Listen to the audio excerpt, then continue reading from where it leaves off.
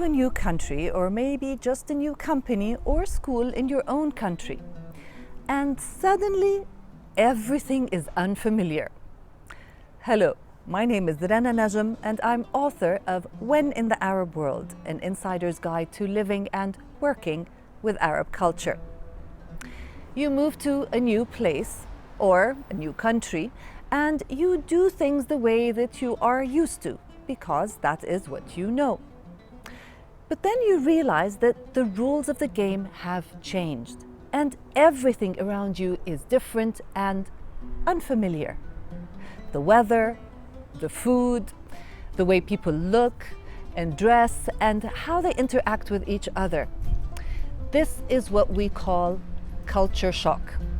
When the reality around you completely clashes with your own expectations, this affects people in many different ways and to differing degrees. Actually, I found that most people don't even recognize what is bothering them. And reactions can vary from surprise and develop to stress and feelings of even disorientation and frustration and isolation and loneliness. I have seen how all this can lead to conflict in relationships at home and with colleagues in the office. It can even lead to depression and anger.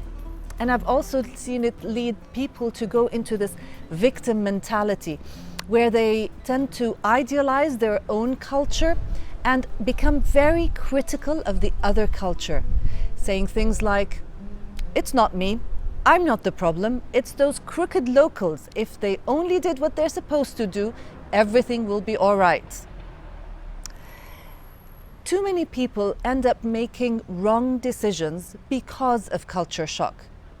And as a result, they either pick up bad habits like overeating or too much shopping or over smoking, or they end up terminating their contracts and going back to their home countries early, which of course is a huge added cost to their companies that have already paid a lot of money to relocate them in the first place.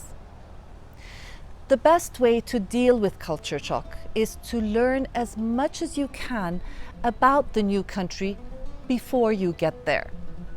Be open-minded, and once you get there, don't withdraw. Build new relationships, go out, eat well, stay active, and discover the country you're in and the people. Make connections. A sport or a hobby is one of the best ways you can make new connections and new friends. And perhaps the most important piece of advice is to maintain a sense of humor and a light-hearted attitude. Cultural awareness is an ongoing process that starts with the commitment to keep an open mind and to approach situations with a sense of curiosity rather than judgment.